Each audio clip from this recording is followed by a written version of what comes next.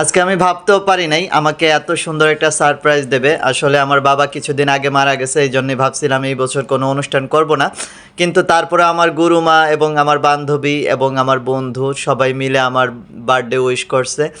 তো সবাইকে আসলে ধন্যবাদ জানানোর ভাষা নাই, কি বলে যে ধন্যবাদ জানাবো। আমি আসলে খুব সারপ্রাইজ হয়ে গেছি যে এরা সবাই মিলে আমার জন্মদিনটা এইভাবে উইশ করছে।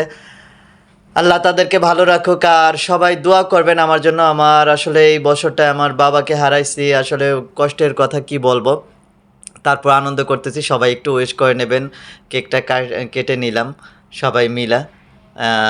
তো আসলে সবার কথা আর কি বলবো, সবাই তো ওইভাবে নাই, প্রিয়জন তো অনেক ছিল, কিন্তু সময়ের সাথে সাথে অনেক মানুষ আপন আপন কে কে পর এটা বোঝা শিখে গেছি। এখন আসলে হাতে গোনা দুই একজন আছে পাশে, তাছাড়া কেউ থাকে না। আসলে মানুষ পরিবর্তনশীল, পরিবর্তন হবেই। তো দোয়া করবেন সবাই। আর যারা আমাকে এত সুন্দর একটা রাত উপহার দিছে, আমার জন্মদিনে এত সুন্দর একটা উইশ করছে, সবাইকে অসংখ্য ধন্যবাদ। আশা করি সবাই ভালো থাকবেন। আর আমার জন্য সবাই দোয়া করবেন ভাই, আমি যেন আগামী দিনগুলো খুব ভালোভাবে চলতে পারি, সবার মন জোগায় যাতে চলতে পারি। আল্লাহর কাছে আর কি বলবো। আসলে অনেক কথা আছে যা বলেও বোঝানো যাবে না।